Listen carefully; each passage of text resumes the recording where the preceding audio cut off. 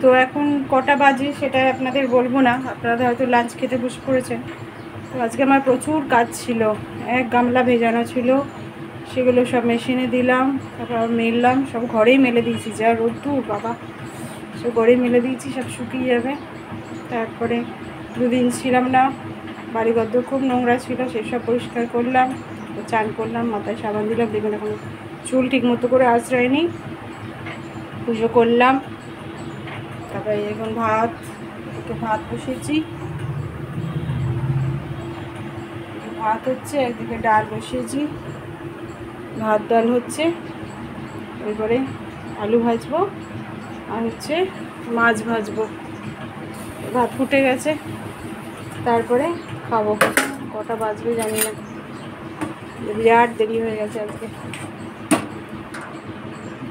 আমার সাথে কথা বলতে বলতে আমি রান্না করছি। মসুর ডালটা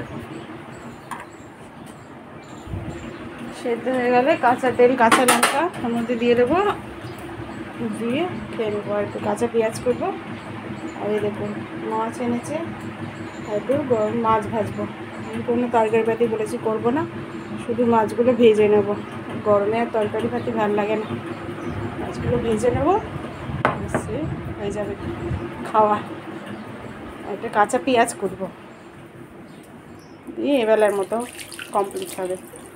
আবার ওবেলা, তাই না বলুন, রোজকার এক জ্বালা।